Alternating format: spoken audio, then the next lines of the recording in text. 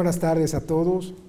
Celebra la universidad 90 años de autonomía universitaria y no nos cansamos de reflexionar sobre la importancia que tiene la autonomía en el manejo, en la visión, en la participación, en la riqueza que la universidad aporta con esta libertad de su propia gestión y administración a la vida del país y aún en un entorno de un mundo más globalizado a la vida de la comunidad.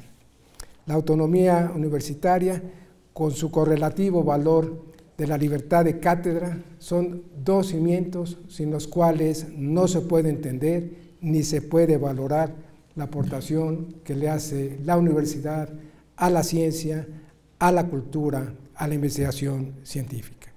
Y para esos efectos hemos contado con la presentación, con la participación de 3 extraordinarios universitarios, de 3 extraordinarios maestros. En esta ocasión, el doctor Vicente Quirarte, que nos hablará de la autonomía, conquista y merecimiento. El próximo 3 de octubre tendremos una segunda mesa que será presentada por el doctor Javier García Diego y que hablará como historiador 1929, año decisivo en la historia de México, año decisivo precisamente en el que se define y se aprueba y se otorga autonomía a la universidad. Una tercera mesa el jueves 31 de octubre con el doctor Sergio García Ramírez, maestro emérito de la universidad y que habrá de referirse al tema de la autonomía en la Constitución de 1980. Queremos agradecer la presencia del doctor Quirarte.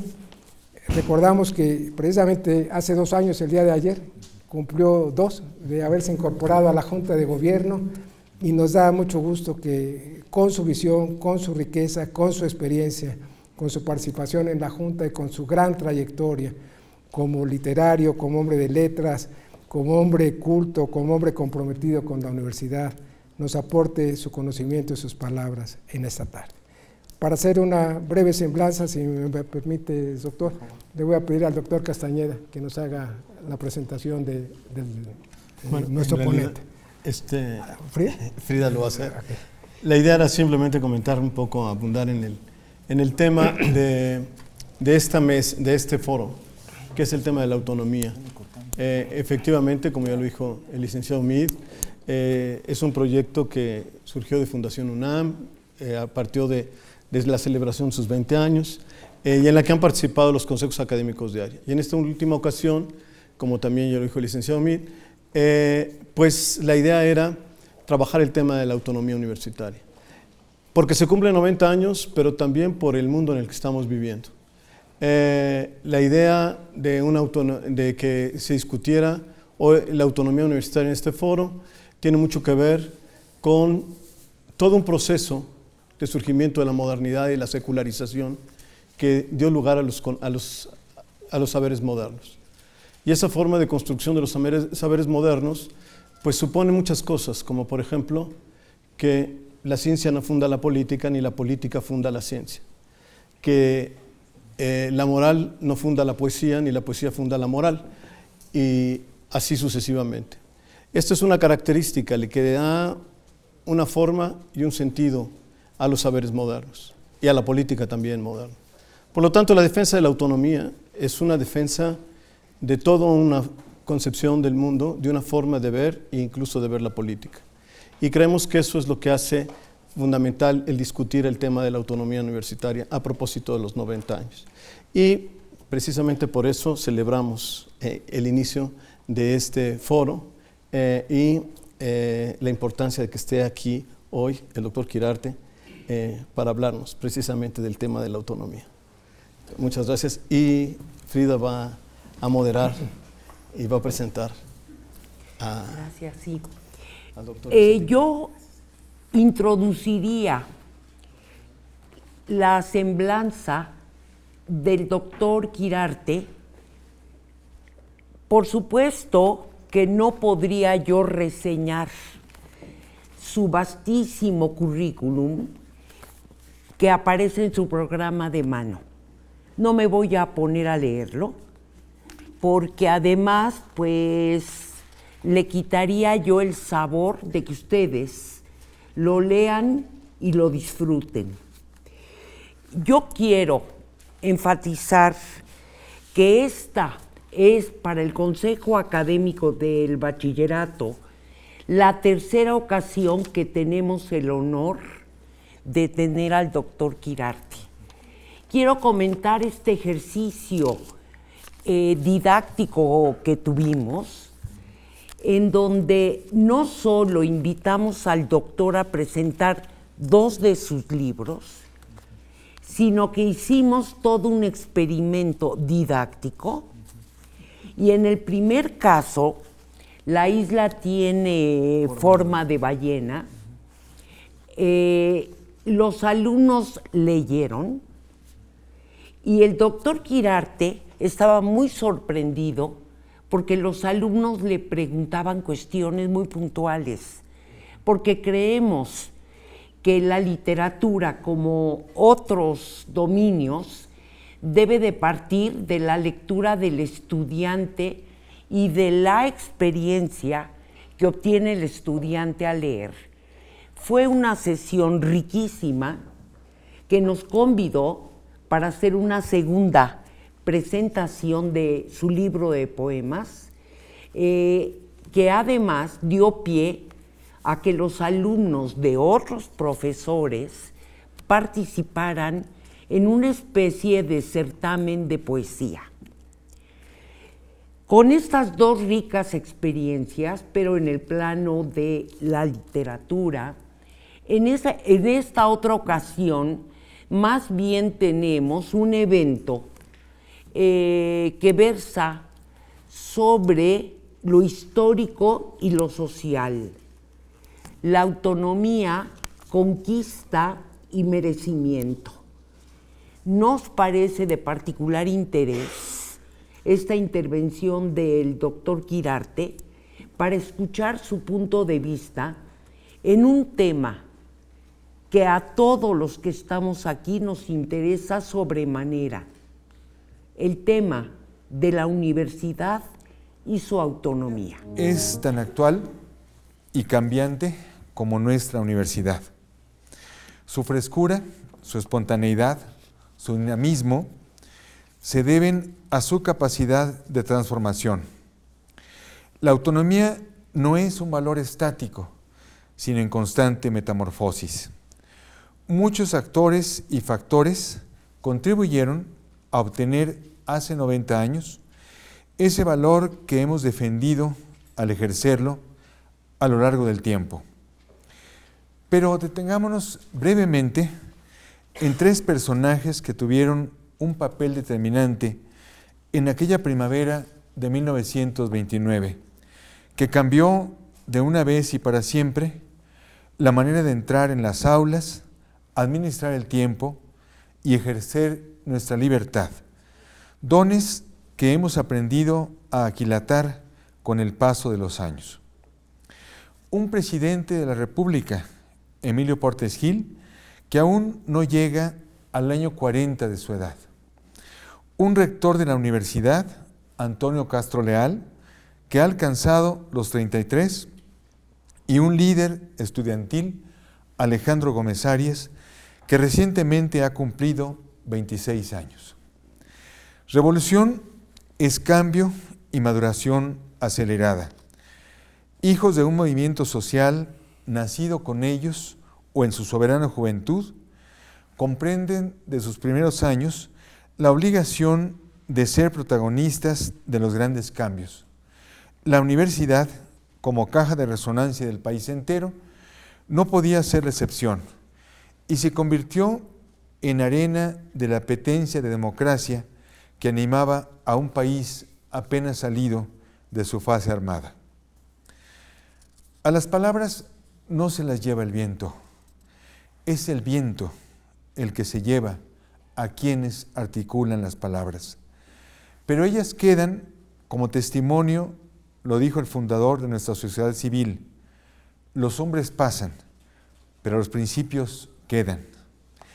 En su libro 15 años de política mexicana, Emilio Portes Gil dedica un capítulo entero a la autonomía universitaria. Por ello, no resulta ocioso repetir aquí las palabras del presidente al otorgar la autonomía a nuestra institución y convertirla así en Universidad de la Nación. Dice Portes Gil: cuento, además, con su virilidad para defender el tesoro que pronto quedará en sus manos, lo mismo contra las bajas pasiones que pretendan disminuir la seriedad y la eficacia de las labores universitarias, que contra los actos arbitrarios de las autoridades. Así lo exigen las circunstancias de nuestro país, en que tan necesario es que todos los mexicanos se esfuercen por lograr los más altos propósitos y aprendan a cuidar de que la autoridad nunca se exceda. La autonomía es, en efecto, un tesoro, pero un tesoro que al haber sido antes anhelado, es necesario proteger, merecer y engrandecer. Las tres primeras acepciones del diccionario nos dicen lo siguiente de la palabra autonomía. 1. Estado y condición del pueblo que goza de entera independencia política. 2. Condición del individuo que de nadie depende en ciertos conceptos. 3. Potestad que dentro del Estado pueden gozar municipios, provincias, regiones u otras entidades de él para regir intereses peculiares de su vida interior mediante normas y órganos de gobiernos propios. El individuo y la colectividad aparecen constantemente en las tres definiciones. El ser individual, que tiene la obligación de proteger y engrandecer el privilegio de ser autónomo y conquistar y ejercer su derecho a esa libertad. Fue el principio de las sociedades modernas cuando el liberalismo cobró conciencia de que esta era la única posibilidad de ir hacia adelante. La universidad, por su carácter autónomo, tiene la obligación de subrayar y engrandecer los nuevos dones enumerados por Benjamín Constant. Lo cito: el derecho de no estar sometido sino a las leyes, no poder ser ni detenido, ni preso, ni muerto, ni maltratado de manera alguna por el efecto de la voluntad arbitraria de uno o de muchos individuos. Es el derecho de decir su opinión, de escoger su industria, de ejercerla y de disponer de su propiedad, de ir y venir a cualquier parte sin necesidad de obtener permiso ni de dar cuenta a nadie de sus motivos o de sus pasos. Hasta aquí, Constant. La universidad representa el tiempo en que los pasajeros en tránsito se preparan para la batalla final que los hará más aptos en la construcción del futuro. Es el espacio donde sus estudiantes, investigadores y profesores toman de la tradición los elementos que se transforman para descubrir y orientar el talento individual. Espacio de tolerancia por excelencia, la universidad, cuando era real y pontificia, dio una nueva muestra de su apertura ideológica cuando en su interior alojó a la estatua ecuestre de Carlos IV. Solo la fuerza de la cultura, ante el impulso de los nuevos tiempos, pudo comprender que la figura era una obra maestra y no solo el símbolo del antiguo régimen. Quien les habla lo hace desde su disciplina, que son las humanidades, y en nombre de ellas oriento mi discurso. El siempre necesario y recurrente Diccionario de Autoridades define el humanismo como el cultivo y conocimiento de las letras humanas o doctrina de los humanistas del Renacimiento, mientras que el humanista es el que profesa la erudición, buenas letras o humanidad. Términos tan llanos y aparentemente tan de uso común son modificados cuando aparece la palabra en unos versos de Miguel de Cervantes.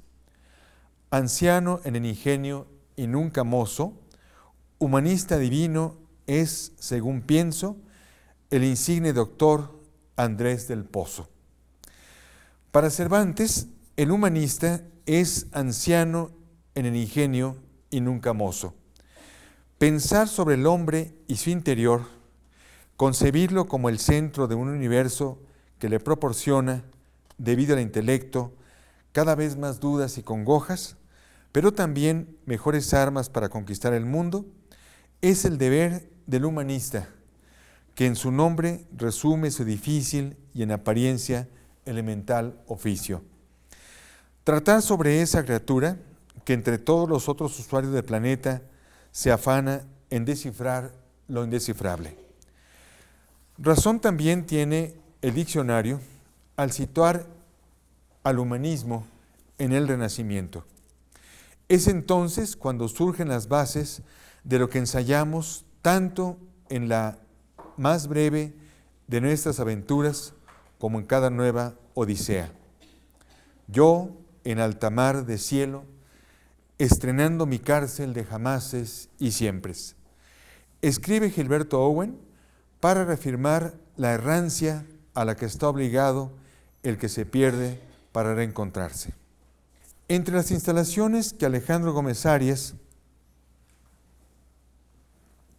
en nombre de los estudiantes en huelga en 1929, hizo entrega a las autoridades, se hallaba la Biblioteca Nacional. Llamar a la nuestra Universidad de la Nación es más que una frase retórica. Es la confirmación de que nuestra máxima casa de estudios es un resumen de la historia de México. Como parte de la sociedad a la que se debe, tiene la obligación de responder a los grandes problemas nacionales con las armas de las cuales dispone: la libertad, la tolerancia y la inteligencia. Tal es la misión de la Biblioteca Nacional. Hija de la Reforma y el pensamiento liberal, ha cumplido 150 años.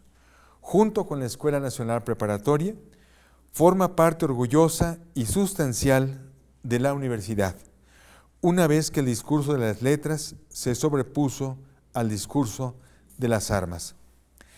La adscripción de la Biblioteca Nacional de México al Instituto de Investigaciones Bibliográficas de la UNAM le ha permitido cumplir con los objetivos encomendados a ella y para los cuales está jurídica y materialmente capacitada: recopilar la hemerobibliografía nacional, recibir el depósito legal, realizar estudio de fuentes.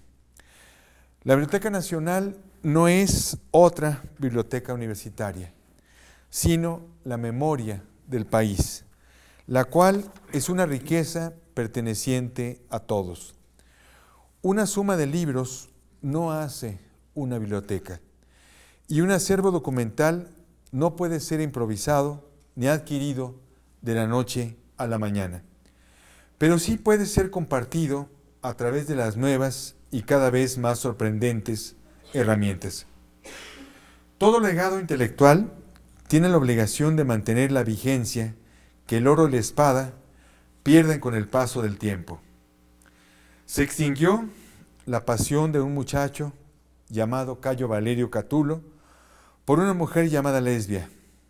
De los restos de un emperador llamado Marco Aurelio no queda acaso sino el polvo. Alguna vez caminó por nuestras calles un soldado de la pluma que respondía al nombre de José Joaquín Fernández de Lizardi.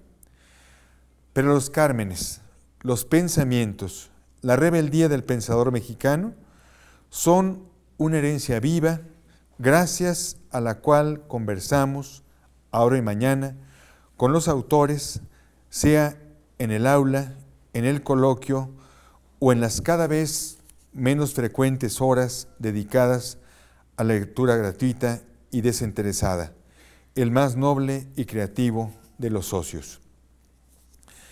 La universidad es hija del Renacimiento. De su capacidad de duda se nutre su existencia cotidiana. El libro es, igualmente, producto del humanismo. De la etimología de sus nombres, la universidad y el libro anuncian su calidad de suma de los conocimientos que acumulamos a lo largo de nuestra breve experiencia planetaria. Gracias a los centros de cultura y a su concreción en el ser generoso y exigente que llamamos libro, el pensamiento es más longevo que quien lo genera y puede alcanzar en ocasiones lo que llamamos eternidad. La universidad y el libro tienen el privilegio de su doble personalidad, espacios de tránsito, provocadores de las más altas y peligrosas adicciones.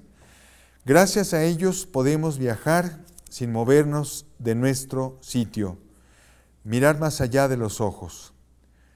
Pero el libro como objeto y la universidad como un conjunto de edificios carecen de sentido sin los seres humanos que a partir de esas realidades hacen más vasto el horizonte.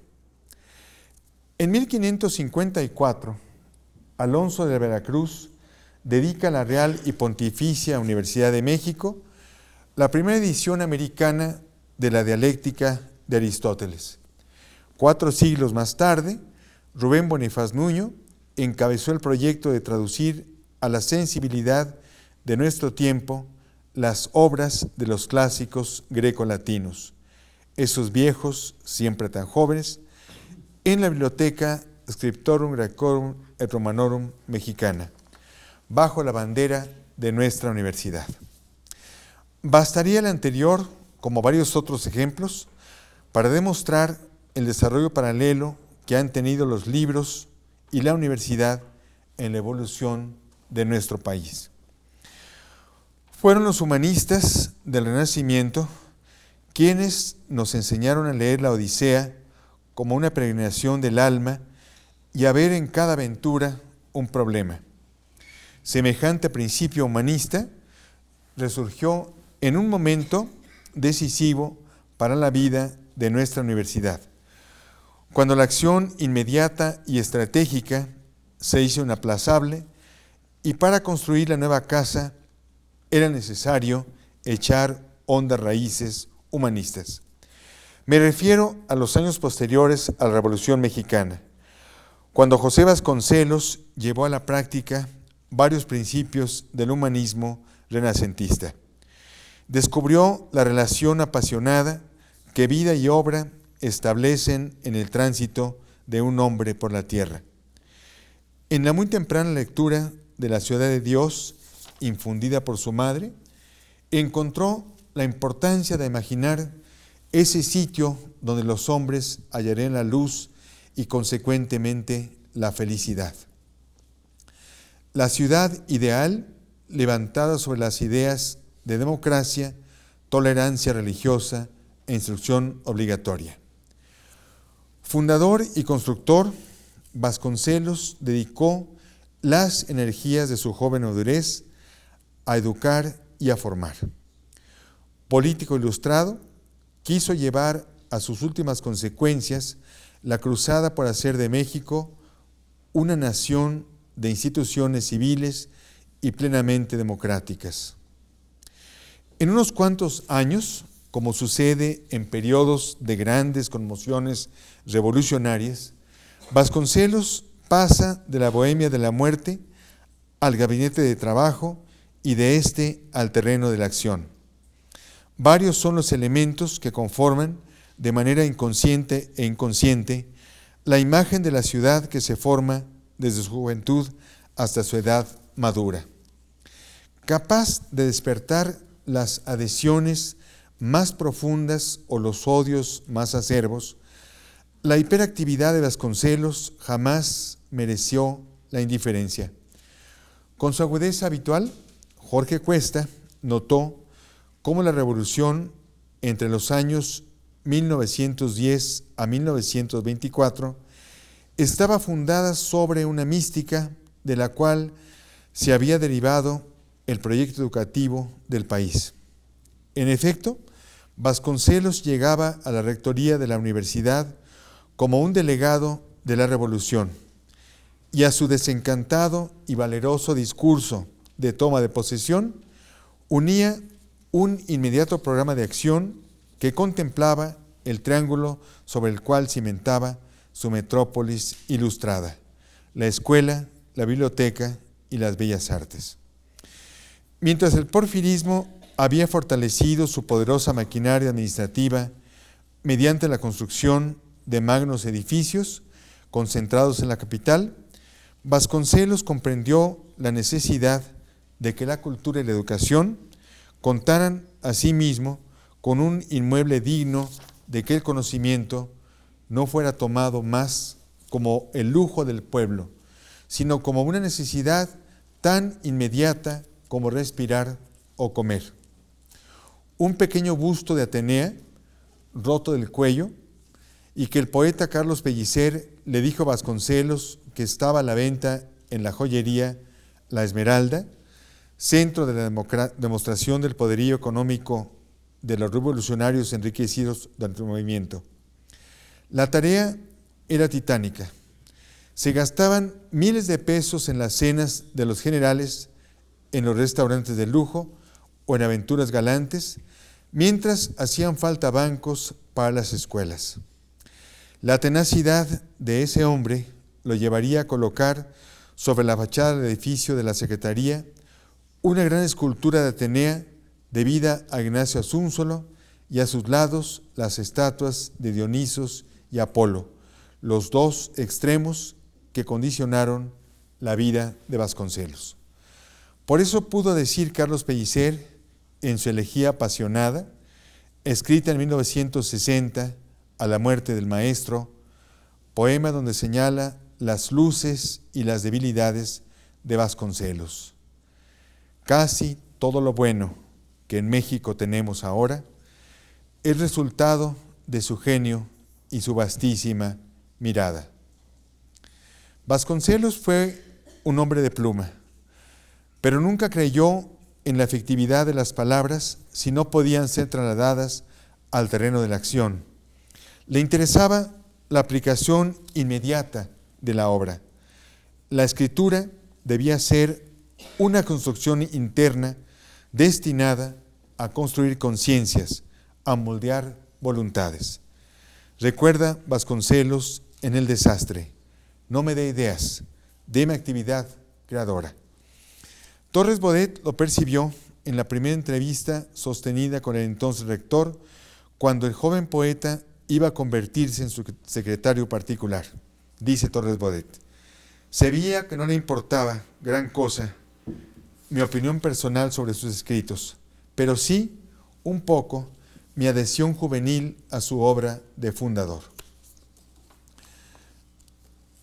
Provocador de huracanes, despertador de vocaciones, el humanismo arbitrario de Vasconcelos moldeó en más de un sentido a la generación de contemporáneos y a los jóvenes que en 1929 participaron al lado del maestro para la consumación de la utopía.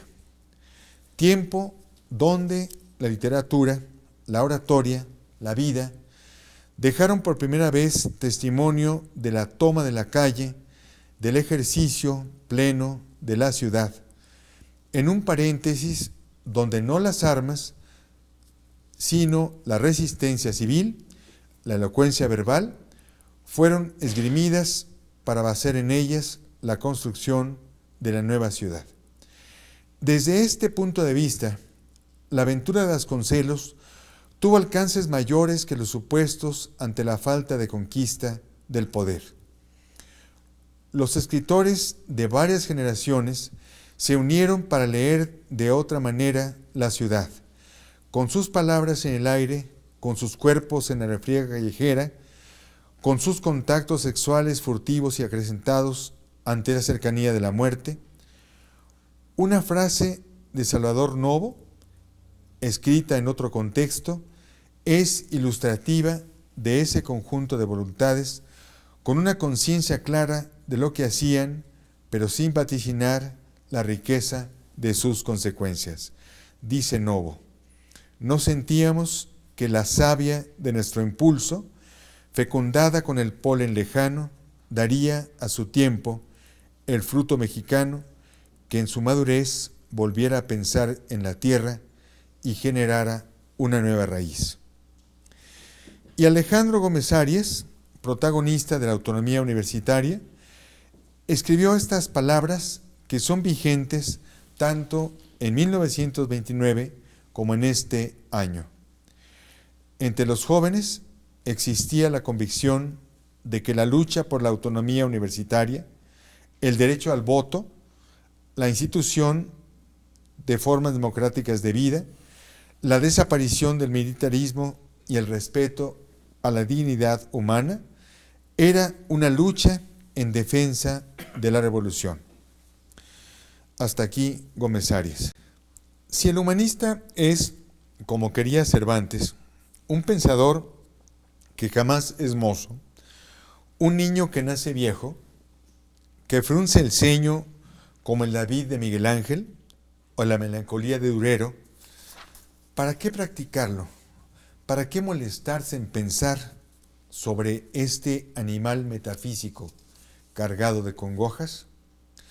La respuesta nos la brinda un universitario y un humanista de nuestro tiempo, Rubén Bonifaz Nuño. Una historia de la literatura mexicana con cierto sentido común. Se refiere a él como el gran artífice de la forma, el conocedor de las formas clásicas, el traductor que en los antiguos, siempre sabios, encontró sus más fecundas lecciones. Todo esto es verdad, pero también hay que insistir en que la vasta cultura del académico Bonifaz sirvió para dar alas a su poesía y no para lastrarla con información culterana. Tal es el sentido de la poesía como búsqueda de la libertad. Entre los múltiples testimonios de admiración que recibió, destaca una carta remitida a nuestro poeta con motivo de la aparición de uno de sus libros mayores.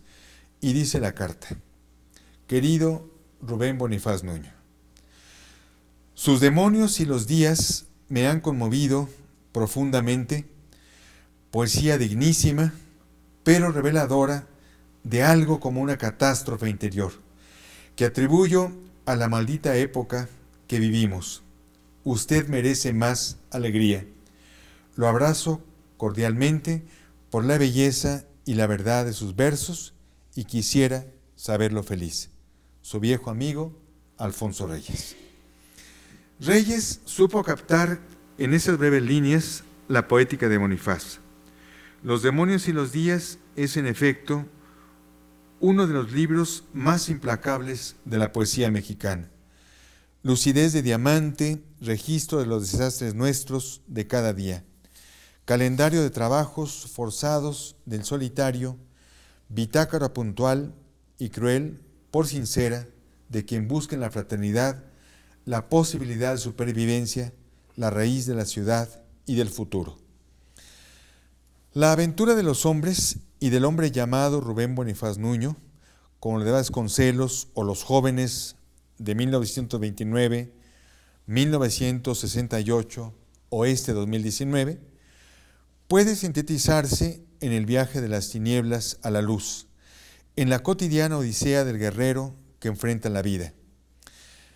De la numerosa literatura surgida a raíz del movimiento estudiantil de 1968, refulge un texto de Bonifaz que no ha sido leído en ese contexto de rebeldía gloriosa, de pasión desinteresada y joven energía. El prólogo al frente de los Cármenes de Cayo Valerio Catulo. En vísperas de la entrada del ejército en Ciudad Universitaria, el poeta llegaba a su oficina donde se habían quedado a velar toda la noche estudiantes que, como Catulo, se afanaban en que el deseo se aliara ardientemente con la realidad y juntos entráramos en las ciudades eternas fundadas sobre el canto, que Bonifaz vislumbró desde sus primeros poemas e iniciales combates, y escribe en el citado prólogo: toda juventud es sufrimiento, asomado al mundo con la plenitud voraz de sus propias herramientas sensuales, el joven, como si hiciera uso de una prerrogativa indudable, pretende apoderarse de él mediante un esfuerzo inútil de antemano y fracasa. Y el mundo se le aparece como un mundo de poderes hostiles, y hasta el milagroso placer de un instante, por su brevedad misma, se le vuelve dolor, dolor sin esperanza. Y de nuevo, con acrecentada rabia, se tiende hacia lo que considera, acaso sin saberlo, el objeto último de su vida. Y el placer, si no se le entrega, lo lleva a sufrir otra vez, y otra vez lo lleva a sufrir si se le entrega, y así siempre, hasta que la misericordia del tiempo lo apacigua con la resignación, con la sabiduría o con la muerte. Líneas arriba me referí a Fray Alonso de la Veracruz, cuya estatua ocupa uno de los jardines de la Facultad de Filosofía y Letras. Al igual que muchos otros estudiantes que ingresaban a ella o que ingresan a ella, me pregunté la razón por la cual ese hombre de túnica de piedra y rostro borrado por la lluvia tenía un lugar tan preferente en nuestra casa. Elsa Cecilia Frost, Ambrosio Velasco y Mauricio Beuchot han dedicado importantes y profundas páginas a la labor de Fray Alonso. No es casual que a su pluma se deba uno de los primeros libros de texto impresos en México y para su consulta por estudiantes de esta tierra. Tampoco que la primera lección dictada en la Real y Pontificia Universidad de México haya versado sobre las epístolas de San Pablo, ese exégeta del amor que sigue siendo nuestro contemporáneo. Los estudiantes de 1551 escucharon de labios de Fray Alonso: el amor es benigno, no es envidioso, no es jactancioso, no es descortés, no busca lo suyo, no se irrita, no piensa mal, no se alegra de la injusticia, se complace en la verdad. Todo lo perdona, todo lo espera, todo lo tolera. Los estudiantes que en 1968 pintaron en los muros de la pequeña ciudad y de la grande no se quedaban atrás en su utopía. Seamos realistas, exijamos lo imposible. Una posible inscripción al pie de la escultura podría ser la siguiente: viajarás, amarás, no harás fortuna.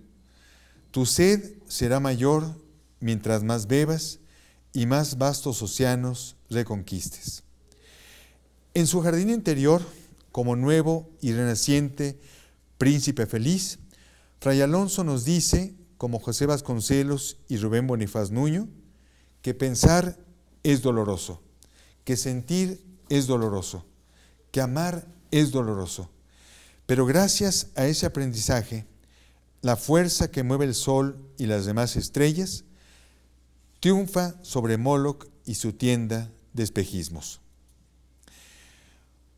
Tuve el privilegio de estar una tarde con Alejandro Gómez Arias, gracias al doctor Fernando Curiel, entonces director de la revista Universidad de México, que hizo partícipe de ese cónclave a su secretario de redacción, que entonces era yo. Además de la voz metálica, precisa y profunda de don Alejandro, me impresionaron su lucidez, su inteligencia, su pasión intacta, como exige George Steiner de los auténticos seres de palabra. El propósito era invitarlo personalmente a publicar en la revista de la institución, que nunca dejó de defender y reivindicar. Como en aquel artículo escrito tras la entrada del ejército en la ciudad universitaria, cuyo elocuente título es Crisis de la dignidad humana. Con argumentos contundentes, demuestra por qué el hecho constituyó una flagrante violación de la autonomía universitaria. El líder estudiantil de 1929 daba la mano al hombre experimentado de 1968, como demostración de que la universidad es siempre protagonista de los cambios que ponen a prueba su autonomía. En las fotografías de la Marcha de la Dignidad Silenciosa, encabezada por el rector Javier Barrosierra, se observa a un poeta que ostenta su invencible y ejemplar sonrisa. Se trata, por supuesto, de Rubén Bonifaz Nuño. 3 poemas de su libro El ala del tigre, aparecido en 1969, sintetizan el espíritu que lo anima. No obstante su hermetismo, el discurso del poeta no evade el drama circundante, como cuando escribe: y un clamor de almendras expansivas, amargo de plomo, da el quien vive a quien me ha mandado a que me maten. O también, ciegos en medio del combate, están de pie los hombres, vivos por breve tiempo, mis hermanos, solo por la muerte nos queremos. Una de las grandes lecciones del 68 y una de las grandes lecciones de la autonomía consiste en dar nuevo significado a las palabras. El significante y el significado se ponen en tela de juicio. De ahí que Octavio Paz dedique su poema Decir, hacer al lingüista Román Jacobson. La poesía va por delante de la acción, como quería el vidente, y con imaginación y lúcida locura se adelanta a la interpretación científica de la realidad. Las palabras de Paz, escritas en otro contexto, cobran otro sentido al inscribirlas en los días heroicos y al hablar de nuestra autonomía este 26 de septiembre de 2019. Dice Octavio Paz: la poesía no es un decir, es un hacer que es un decir. La poesía se dice y se oye, es real. Concluyo. La autonomía fue, como hemos repetido en estas palabras, una conquista orgullosa y justamente ganada. Ahora nos corresponde ejercerla, ganarla y así defenderla. No basta con pronunciar la palabra, hay que volverla carne y práctica, concreción y piedra. Transformar, como dice Paz, el decir en hacer. Recibimos apoyo económico del gobierno federal, pero ahora más que nunca tenemos la necesidad y la posibilidad de demostrar que lo merecemos. Al final de la película Salvando al soldado Ryan de Steven Spielberg, el capitán caído, personificado por el actor Tom Hanks, dice al soldado raso: merece esto. La autonomía es una conquista y un merecimiento. Prolongarla en el tiempo y transformarla es tarea que a todos corresponde. Autonomía es cuando el telescopio de San Pedro Mártir da la vuelta en 360 grados para demostrar la presencia de ambos océanos en el Observatorio Astronómico Nacional. Autonomía es poder examinar en persona los manuscritos que forman la herencia escrita de la nación y descubrirnos en los cantares mexicanos. Autonomía es la muchacha que entra finalmente a clase luego de recorrer las 2 horas que la separan de su habitación familiar a esta otra casa que hace cotidianamente suya. Autonomía es sinónimo de libertad, una libertad que elegimos y ejercemos con el honor del peligro que dijo el poeta. Un gran poder implica una gran responsabilidad. Aprendí en uno de los héroes de mi infancia. Si tenemos el enorme privilegio de ser autónomos, tenemos la conciencia de llevar el pensamiento a la acción. Ejercer la autonomía es defenderla. Muchas gracias. Preguntas, cuestionamientos, comentarios sobre esta espléndida reflexión sobre el humanismo, la autonomía, la creación y el compromiso, una autonomía que se conquista todos los días con el hacer de los universitarios. ¿Hay alguien que quiera comentar? Por favor. Primero, muchas felicidades por su exposición y quisiera preguntarle por qué se confunde la autonomía de la universidad con el hecho de que no se puede ejercer la autoridad externa con los conflictos que existen, como en el Che Guevara, supongamos. Bueno, si quieren, abordamos esto. Tengo que contestar esa pregunta imposible de contestar. Sí, efectivamente, la autonomía a veces se confunde con la extraterritorialidad. Yo creo que la autonomía es un ejercicio constante y también la universidad, la autoridad que tiene, es una autoridad moral, es una autoridad de tolerancia, es un principio de respeto.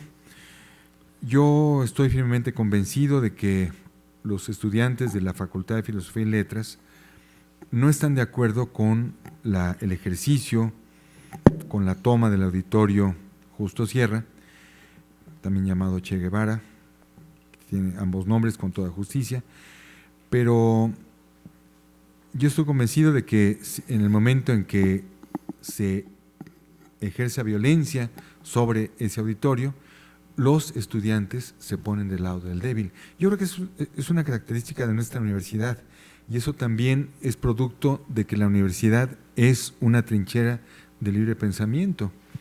Desgraciadamente eso hay conciencias que lo toman por el lado negativo, pero yo creo que si vamos hacia adelante es precisamente por esta capacidad de diálogo, de tolerancia, de respeto, de dignidad que nos permite todos los días ejercer la autonomía. Muy bien. ¿Hay alguna otra pregunta?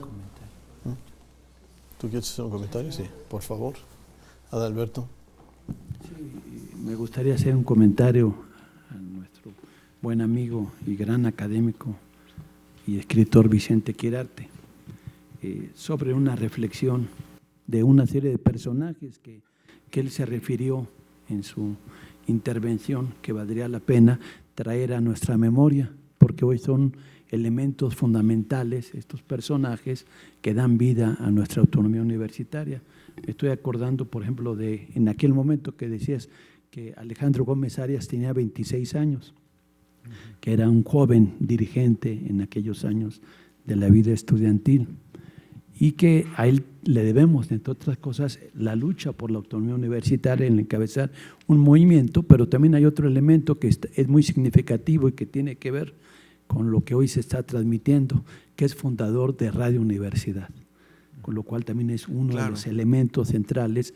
En nuestra universidad hoy tenemos TV UNAM, pero también la radio, que es una expresión fundamental de nuestra autonomía y a dónde llega hoy a través de ese espacio radiofónico la voz universitaria. También el maestro Bonifaz Nuño, que es fundamental, ¿no? Yo me acuerdo todavía hace unos años cuando estábamos con él y hablábamos el seminario de la descolonización que llega a fundar en México. Creo que tu hijo estuvo también participando precisamente ahí en el seminario. Sí, mira, de la descolonización. Entonces, la memoria de algo que nos parece muy lejos, de repente nos llega a nuestras realidades cotidianas, nuestro quehacer, a los que alguna vez hemos trabajado en la Torre de Humanidades y vimos ahí al maestro Bonifaz Nuño, ¿no? Incluso hay una anécdota que me viene a la memoria de él, y hace poco estuvo, creo que en la televisión, en una película, algo por el estilo, de aquella personaje Ancira en la Facultad de Filosofía y Letras, que quedó en los baños cuando el 68, cuando la autonomía, y el que se acordaba, si no me equivoco, fue el maestro Bonifaz Nuño, que ella se había quedado ahí, y el primero que llegó a rescatarla fue él, sabiendo que estaba en los baños, ¿no? O sea, en esa defensa de la autonomía universitaria. También son momentos en los cuales se vive el año de 29, que es un año axial para la historia de la humanidad y para la historia de México y la autonomía universitaria. Hoy cuando celebramos los 90 años, ¿no? Es el periodo del crack que se da en Nueva York y cómo va a repercutir toda esta crisis económica en los diversos países del mundo, en particular, bueno, en México, que gobierna Portes Gil en aquel momento, ¿no? Y es otro momento en el cual en Nicaragua se disputaba el conflicto, lo que el maestro Gregorio Celce describió, la disputa por Nicaragua, cuando Sandino estaba luchando por la no intervención norteamericana, pero que tenía que ver con lo que más tarde va a pasar, la expropiación petrolera en México, ¿no? Pero es ese año de 29 también, ¿no? Incluso en ese año también hay otro dirigente estudiantil, no mexicano, pero sí de la UNAM, que es asesinado, Julio Antonio Mella, en las calles de la Ciudad de México, en el momento que era acompañado por, en ese momento, su compañera Tina Modotti, o sea, que habían sido también partícipes de este México de los años de 29, ¿no? Y evidentemente, pues había pasado la campaña de Vasconcelos, de las elecciones, ¿no? O sea, es un México que nos ha seguido llegando hasta uno presente y en el cual la universidad, a mi entender, ha estado presente. Y esto nos hace recordar las palabras que tú mencionabas, esta reflexión. Muchas gracias, Vicente. No, al contrario, doctor Santana, yo agradezco toda esta reflexión. Por eso al principio de la exposición recordaba, por supuesto, la autonomía es producto de muchos actores y factores, como mencioné, pero quise centrarme en esos tres personajes, en este presidente provisional, Emilio Portes Gil, efectivamente en el año 29, qué bueno que el doctor García Diego va a hablar de ese año tan importante en la historia mexicana, pero a Emilio Portes Gil debemos un libro como 15 años de política mexicana, no así Antonio Castro Leal. Yo creo que a Antonio Castro Leal le tocó, pues le costó la rectoría tener que la autonomía, hubo que sacrificar una cabeza. No conozco, no he encontrado yo el testimonio del rector Castro Leal. Castro Leal más bien lo conocemos como uno de los 7 sabios, como uno de los antólogos y estudiosos de la literatura mexicana, como miembro del Colegio Nacional. Recuerdo una fotografía de 1917 donde aparece en primer término con un cigarro en la mano, que sería ahora políticamente incorrecto, como ustedes recuerdan aquella estampilla de André Malraux, que en Francia le quitaron el cigarro de la boca. Es imposible pensar en André Malraux sin el cigarro en la mano. En la época de cuando era joven Antonio Castro Leal, pues el cigarro era un signo inseparable del individuo, ¿no? Pero es interesante, sería interesante saber la opinión de Castro Leal de su experiencia en 68, perdón, en 29, porque sí conocemos el testimonio de Portes Gil, conocemos los testimonios repetidos de Alejandro Gómez Arias, no así, desgraciadamente, del rector Castro Leal. Al menos yo no lo conozco, no sé si ustedes hayan visto algún testimonio en ese sentido. ¿Alguien más quiere hacer algún comentario, por favor? A ver, ¿quién más? Bueno. ¿Acá? Sí, perdón. Sí, muy buenas tardes. Me uno a las felicitaciones, doctor, a esa espléndida presentación que hizo usted. En términos de autonomía, yo hago una pequeña reflexión. Digo, bueno, un individuo se considera autónomo, algunos, cuando llegan a la mayoría de edad. La idea, o lo que se entiende, es que ese individuo se puede conducir solo puede crecer solo, es independiente. Mi comentario, mi pregunta es, ¿qué pasa en una institución tan grande? 350,000 personas, es lo que se dice. ¿En dónde radica la autonomía? Son muchos cerebros, en los individuos, en los estudiantes, los académicos, en las instituciones. ¿Cómo es posible que esta universidad tan grande se pueda conducir sola, pueda crecer autónomamente? Gracias. A ver, el compañero. A ver, le van a pasar el micrófono, ¿sí? ¿Le pueden pasar un micrófono? Porque se está grabando. Que había pedido ya el micrófono, ya se lo habían dado. Bueno, no sé quién está dando la palabra, pero bueno. Bueno, buenas tardes. Sí. Antes que nada les agradezco Aquí, por por estar compartiendo un poquito de sus conocimientos con nosotros. Y bueno, mi pregunta es, ¿qué postura se debe de tomar en el momento en el que personas ajenas a la institución llegan y hacen desastres y causan daños a las instalaciones? Porque bueno, creo que muchos de los que vienen a hacer sus manifestaciones se llegan a infiltrar personas que ni siquiera son de aquí y pues no me parece que se estén tomando las medidas correctas o adecuadas para controlarlo. Gracias. Muy bien. A ver, ahora sí. Bueno, evidentemente siendo la universidad un proyecto popular de los más ambiciosos, digo, y que lo sigue siendo, la última reflexión que ofreció respecto a las responsabilidades implica también pensar en límites, los límites de la autonomía desde mi perspectiva. Y también al pensar en estos límites me surge la idea de los mecanismos de intervención para afrontar estos límites o cuando se cruzan estos límites, que creo que tiene algo que ver con la respuesta de la compañera. Pero la pregunta en sí sería, si pudiéramos hablar de límites sobre la autonomía, ¿cuáles serían estos? Y si pudiéramos hablar de mecanismos de intervención, también ¿cuáles serían estos? Gracias. Bueno, ¿tres están bien? Sí, lo que pasa es que más que pregunta, la opinión de la compañera, que es por supuesto muy respetable, ella considera que las medidas para proteger la autonomía no son suficientes. Insisto en lo que dije hace un momento, la universidad tiene como armas la tolerancia, el respeto, la dignidad, y esa autoridad moral es la que la ha mantenido y la que la mantiene a través del tiempo.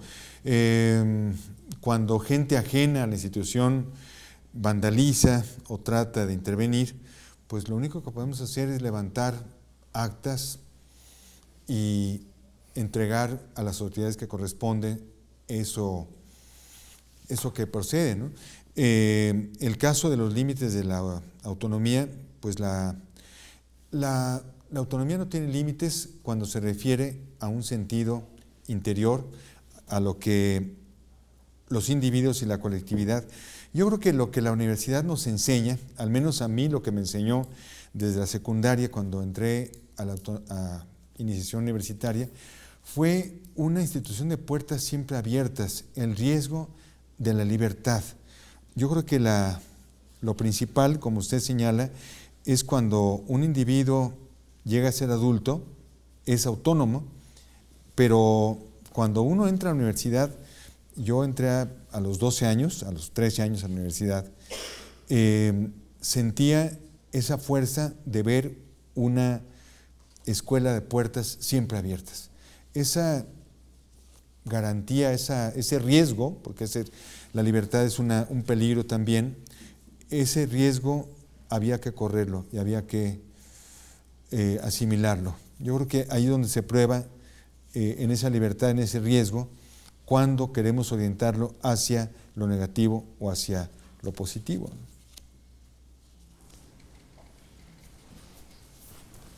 Muy bien.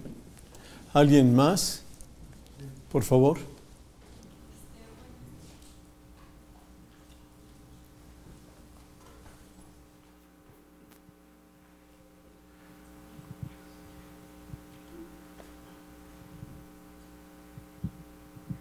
Bueno, antes que nada quisiera agradecerles pues también el compartir todo el conocimiento. Ahorita mi duda es ¿qué tanto creen ustedes que tras el contexto histórico del 68 ha habido un cambio en la autonomía hacia lo que es la universidad?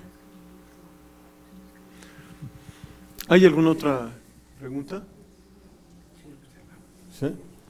Ok, por favor. Bueno, lo que es interesante es que los jóvenes que participaron al lado de Vasconcelos en 29, cuando fue candidato a la presidencia, fueron inicialmente quienes lucharon por la autonomía. Eso fue muy interesante cómo la universidad siempre se mantiene a la vanguardia, siempre está en la primera línea de un combate que debe ser, insisto, un combate intelectual, un combate de ideas. A veces se ha transformado en acción, como sucedió en 68, y por eso creo que el texto de Bonifaz, su prólogo a los Cármenes de Catulo, es como una biografía del movimiento, una radiografía de lo que estaba pasando en ese entonces. Es decir, y en ese sentido, sí hay toda una evolución de la autonomía, no es un valor estático, va cambiando conforme avanza en el tiempo. Yo creo que el movimiento de 68 definitivamente sí cambió la manera de acercarse a la realidad.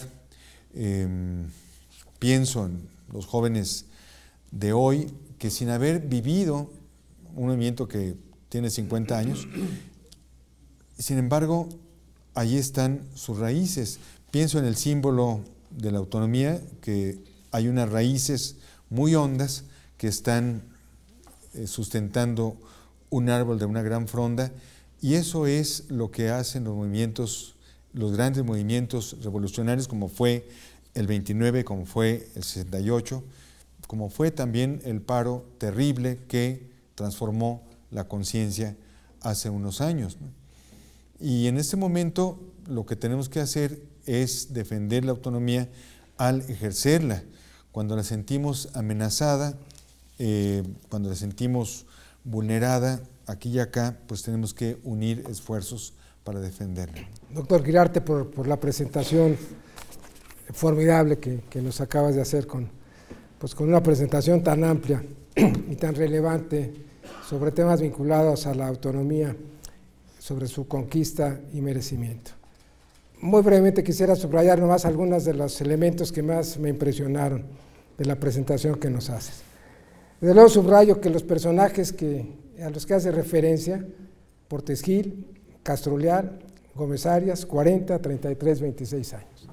Que es de que la fuerza de la juventud no ha sido un obstáculo para realizar cambios transformadores. Yo creo que este es un elemento de aliento que debiéramos llevar todos quienes estamos participando en este foro, porque son las ideas las que cambian, son las reflexiones las que permiten modificar el entorno y son las ideas las que permiten avanzar. No es un problema asociado a la edad. Ellos, jóvenes, tuvieron ideales, pero quienes los tengan habrán de defenderlos, habrán de definirlos, habrán de acotarlos. Y yo creo que eso es una gran lección que podemos llevar de tu presentación. Muy valiosos algunas de las reflexiones que nos haces, cómo se van transformando, por ejemplo, con los conceptos de Benjamin Constant, cómo fueron recogiendo algunas de las pautas que luego se volvieron de convivencia obligatoria, de pautas de convivencia social, al reconocer algunos valores de la conducta individual, de la libertad individual, que debían ser reconocidos, debían ser alentados, debían ser apoyados.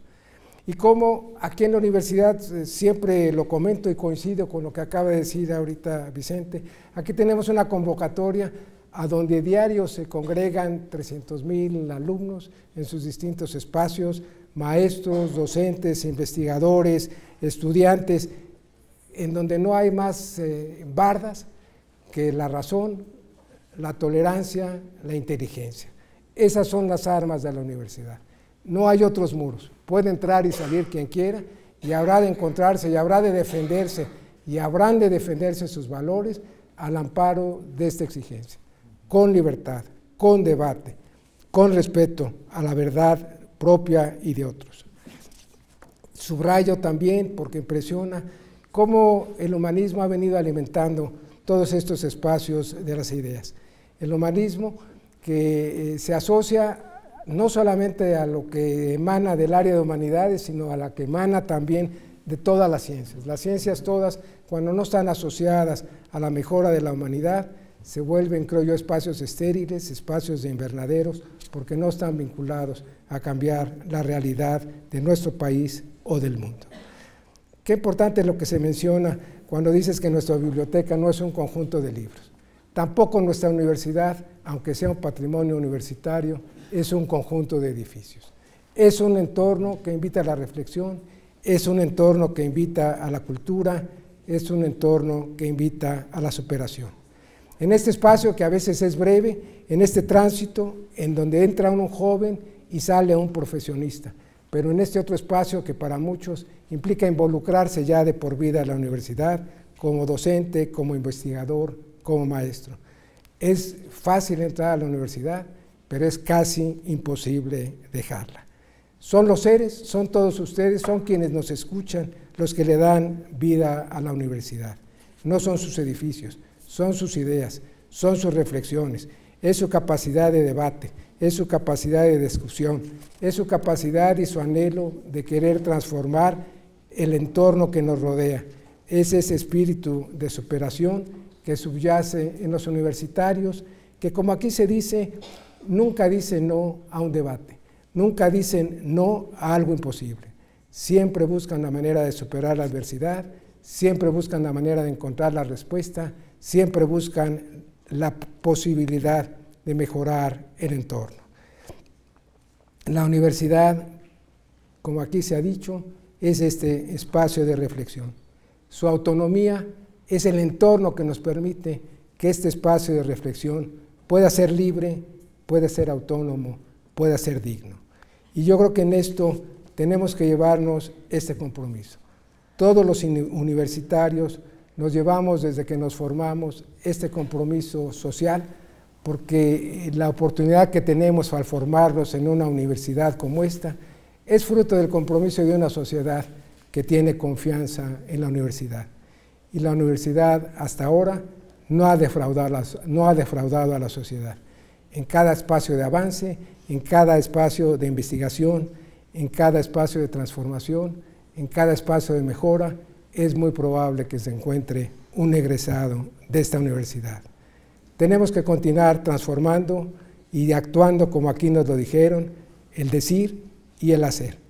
Probablemente la poesía no vaya solo por delante, la poesía a veces recoge lo que pasó. Y yo creo que lo que tú nos has dicho, lo que otras veces otros grandes autores, otros grandes literatos han recogido, expresa, yo creo que esta verdad. Hay que encontrar en la lectura, en la investigación, en el conocimiento, este vínculo, este socio valioso que tú mencionas para poder ser mejores. Yo creo que tenemos que estar a la altura de la universidad, porque la universidad ha estado siempre a la altura de los desafíos de nuestro país. Muchas gracias, Vicente. Muchas gracias a todos por su atención. ¡Oh, ya! ¡Cachún, cachún, ra, ra! ¡Cachún, cachún, ra, ra! ¡Oh, ya! ¡Universidad!